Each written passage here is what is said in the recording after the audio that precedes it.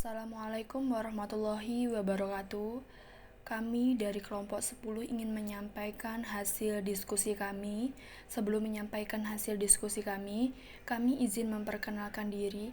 Nama saya Hartati dan kedua rekan saya Linda Indriani dan Megawati Siagian. Judul dalam diskusi kami yaitu Penilaian Rencana Investasi Syariah. Kita tahu bahwa prinsip investasi syariah dan konvensional berbeda. Perbedaan tersebut membuat sistem perencanaan investasi yang berbeda pula, sehingga metode yang digunakan dalam kedua investasi tersebut juga tidak sama. Baiklah, selanjutnya akan dijelaskan oleh kedua rekan saya yaitu Linda Indriani dan Megawati Siagian. Baiklah, saya di sini akan membacakan yaitu tentang metode investasi konvensional. Yang pertama yaitu ada metode payback.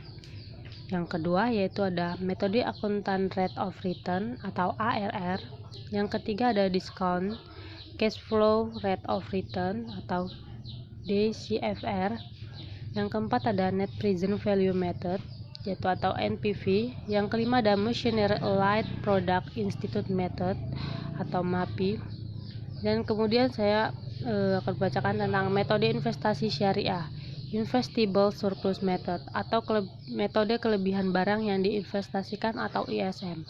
Keuntungan ISM dibandingkan metode lain yang pertama yaitu ada ISM mengukur keuntungan proyek. Yang berikutnya, ISM tidak mempunyai suatu penyimpangan terhadap investasi jangka panjang. Yang berikutnya, ISM mempertimbangkan semua arus kas selama proyek berlangsung.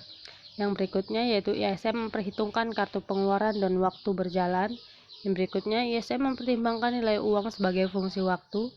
Dan berikutnya yaitu ISM menggunakan kerangka bebas riba atau mengabaikan suku bunga.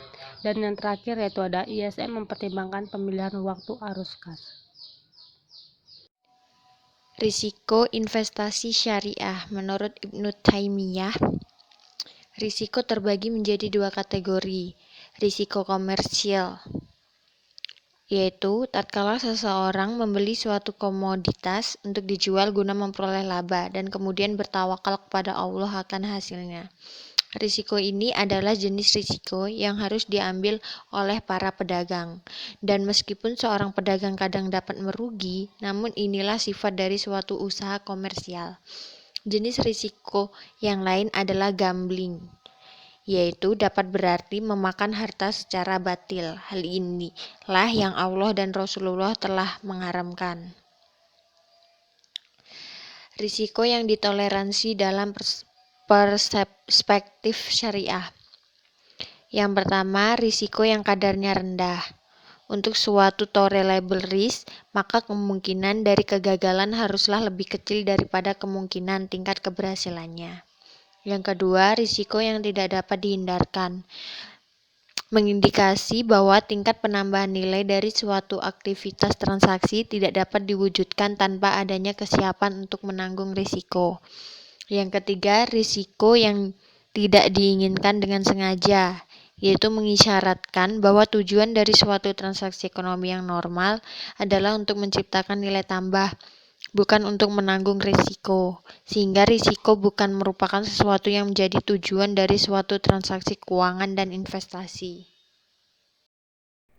Itulah pemaparan dari hasil diskusi kami. Jika ada kekurangan kami mohon maaf.